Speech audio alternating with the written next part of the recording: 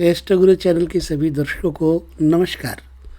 प्रिय दर्शकों, इस वीडियो में आपको बृहस्पति चतुर्थ घर में जीवन के अंतर्गत कैसे लाभ और कैसे कैसे हानि देते हैं, हम आपको इस वीडियो में पूरा बताएंगे। अगर आप चैनल पे हैं पहले से तो धन्यवाद, नहीं है तो आप सीखने के लिए चैनल को सब्सक्राइब कर सकते हैं। तो बृहस्पति चौथे घर में, पहली बात मैं आपको बता दूं, चौथा घर माँ का घर होता है। सुख संपत्ति, ऐश्वर्य, शयन आदि का भी स्थान माना जाता है। चतुर्थ स्थान से सवारी, वाहन, मकान इत्यादि का विचार भी किया जाता है।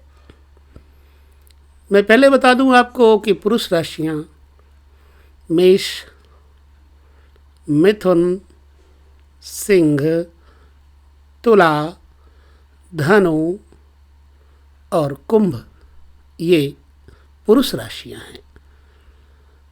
वृक, कर्क, कन्या, वृश्चिक, मकर और मीन ये स्त्री राशियां हैं। तो हम स्टार्ट करते हैं। चतुर्थ घर में बृहस्पति के होने का प्रभाव क्या होगा।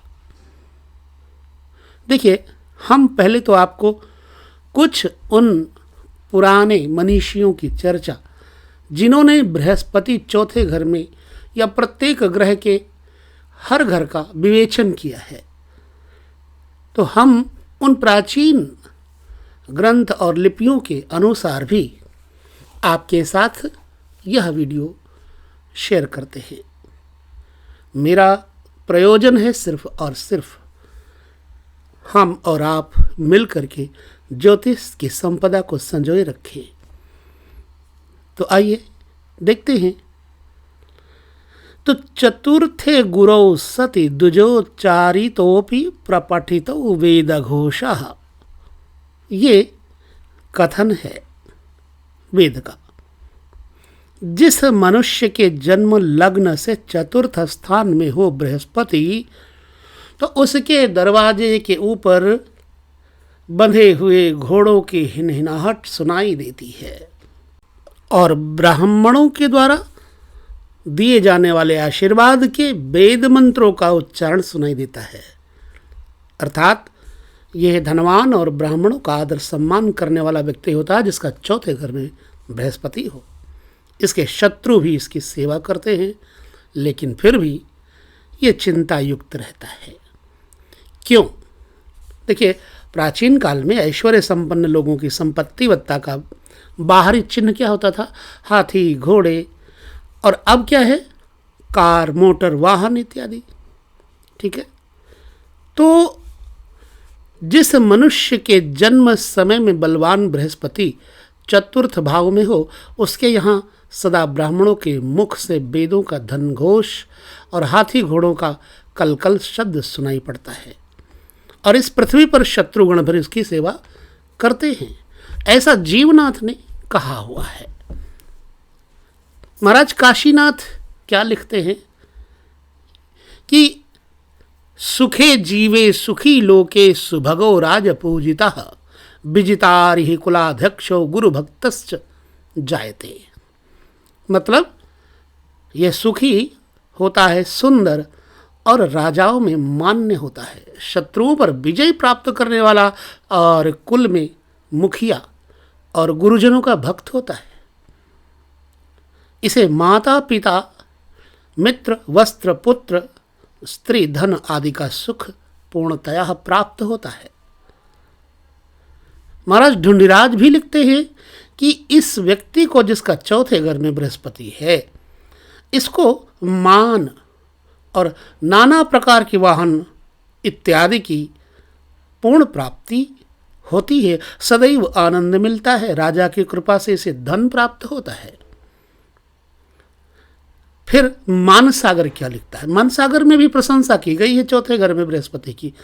कहते हैं यह लोक में आदर पाने वाला व्यक्ति होता है और हर प्रकार के धन वाहन आदि से सदैव आनंदित, और राजा की कृपा से धन धान्य राज्य की प्राप्ति होती है। और महाराज वैद्यनाथ भी लिखते हैं, यह वाकपटु धनी सुखी यशस्वी बली रूपवान लेकिन कपटी होता है, ऐसा वैद्यनाथ ने लिख दिया। उसके बाद कल्याण वर्मा जी ने भी लिखा, क्या कहते हैं कि इस व्यक्ति को आत्मीय वर्ग का वस्त्र, घर और वाहन का सुख प्राप्त होता है। यह बुद्धिमान, मतिमान, भोगी, ऐश्वर्य, धनी, श्रेष्ठ और शत्रुओं को ताप देने वाला बृहस्पति चतुर्थ स्थान पे होता है, और इसको बचपन के मित्र प्राप्त होते हैं, ऐसा गर्गाचार्य लिखते हैं। अच्छे अच्छे कपड़े, अच्छे अच्छे हार, आभूषण, पुष्पमालाएं प्राप्त होती हैं, और कई प्रकार के वाहन चलाने की योग्यता रखता है। ये पिता सुखी होता है, कुएं में से पानी मीठा निकलता है। चतुर्थ में बृहस्पति अकेला हो और पाप ग्रह अन्य स्थानों में बैठे हों तो पूर्वजों का धन प्राप्त होता है, और ये बृहस्पति अपरिमित सुख देता है, गर्गाचार्य जी कहते हैं। अब जागेश्वर भी क्या कहते हैं, कहते कि इसे मित्रों से सुख मिलता है। इसके घर पर पांडित्यपूर्ण शास्त्रार्थ और वाद विवाद होते हैं। इसे हाथी घोड़े मिलते हैं, इसकी सेवा इसके शत्रु भी करते हैं। ये बुद्धिमान, कवि और शुभ कर्म करने वाला होता है। तात्पर्य क्या है, क्यों ऐसा लिखा, अभी इसके बाद हम चर्चा करेंगे कुछ ऐसी कुंडलियों के ऊपर विचार और अनुभव के तहत। ठीक है, सबने लिखा है, सबने कहा है कि बृहस्पति चतुर्थ स्थान में अच्छा होता है। पुंजराज लिखते हैं कि धन मिलता है, सेनापति होता है, और गुरु से सुख का विचार करना बहुत उचित है।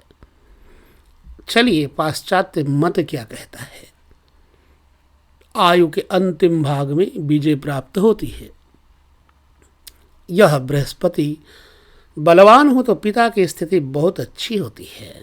शुभ ग्रह की दृष्टि हो तो वारिस के नाते अच्छी संपत्ति मिलती है।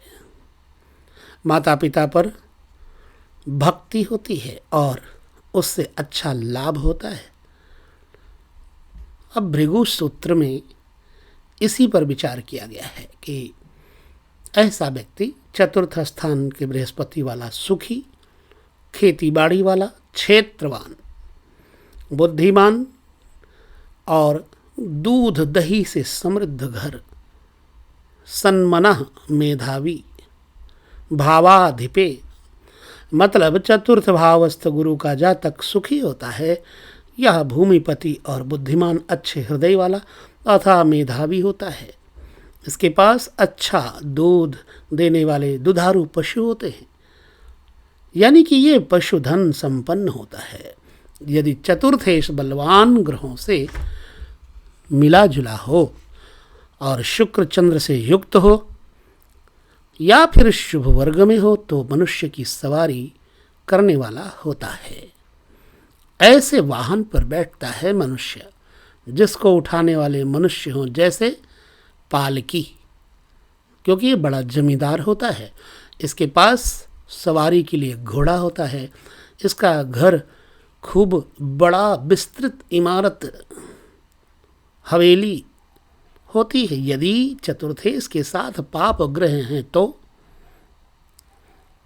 पाप ग्रहों की दृष्टि है तो घर और वाहन नहीं होते, भृगु सूत्र कहते हैं। दूसरे के घर रहना पड़ता है, जमीन नहीं होती, और माता की मृत्यु होती है, भाई बंधुओं से द्वेष होता है। कहने का मतलब है कि ज़्यादातर लोगों ने चतुर्थ स्थान पे बृहस्पति के असर बढ़िया बताए हैं। अब ये असर कितने बढ़िया हैं, कितना अच्छा है, चलिए हम चलते हैं, विचार और अनुभव सभी के साथ शेयर करते हैं। आपने सुना वैद्यनाथ ने कहा कपटी होता है, ऐसा अशुभ फल कहा है। अच्छा, अन्य ग्रंथकारों ने शुभ फल बताए हैं। शुभ फल कब मिलते हैं? जब बृहस्पति पुरुष राशियों में बैठे हो चतुर्थ घर में तो। और पुरुष राशियां कौन सी हैं ये मैं बता चुका हूँ। मेष, मिथुन, सिंह, तुला, धनु और कुंभ, ये पुरुष राशियां हैं। यदि इनमें बैठा है बृहस्पति चौथे स्थान पे तो फिर शुभ फल ये वाले प्राप्त होते हैं। ठीक है। अशुभ फल किसके हैं? स्त्री राशियों के। चौथे भाव का बृहस्पति चाहे किसी राशि में हो, अस्थावर संपत्ति यानी कि जो अचल संपत्ति है, स्टेट है, उसका नाशक होता है। यानी पूर्वार्जित संपत्ति नहीं रहती, अपने यत्न से संपत्ति उत्पन्न करता है ये व्यक्ति। पितृ सुख शीघ्र नष्ट होता है। मात्र जीवन में भाग्योदय नहीं होता है।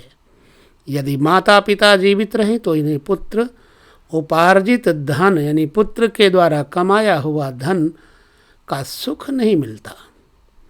आदमी स्वयं भी प्रगतिशील नहीं होता। नौकरी हो तो इसमें शीघ्र उन्नति नहीं होती। व्यापार हो तो प्रगति में बहुत ढील होती है। यह आदमी उतार चढ़ाव के चक्र में पड़ा रहता है। कभी 12 वर्ष अच्छे तो कभी 12 वर्ष बुरे बीतते हैं। मेष, सिंह और धनु में बृहस्पति चतुर्थ स्थान में हो तो घर बाग बगीचा हो, ऐसी प्रबल इच्छाएं अवश्य होती हैं। लेकिन इस विषय में व्यक्ति चिंताग्रसित रहता है। आयु के अंत में घर तो हो जाता है, लेकिन अन्य इच्छाएं बनी रहती हैं, पूर्ण नहीं होती।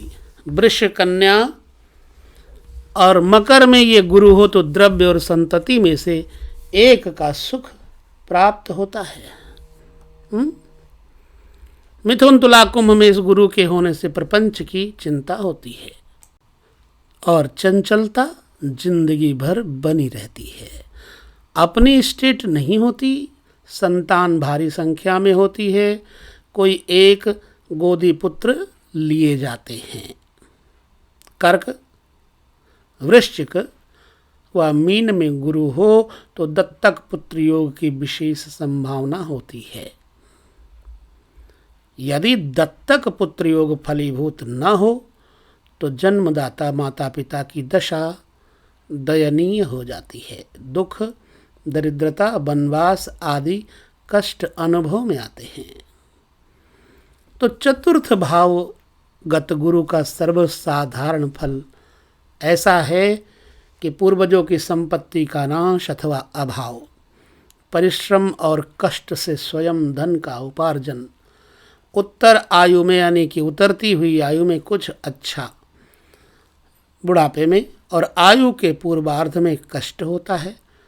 अपने द्वारा अर्जित संपत्ति का नाश अपने ही हाथों से होना अथवा किसी ट्रस्टी द्वारा इसका हड़प हो जाना इत्यादि योग बन जाते हैं चतुर्थ स्थान के गुरु से। ठीक है, तो ये चर्चा आपको मैंने इस वीडियो के द्वारा दी। आपके चतुर्थ गुरु हैं, देखिए अगर ऐसा है तो क्या लाभ मिलता है या हानि मुझे ज़रूर बताएं। चलिए अब हम यहीं पर लेते हैं विराम। अगले वीडियो में हम आपको देंगे बृहस्पति के अगले विभाग की वीडियो। ठीक है, नमस्कार।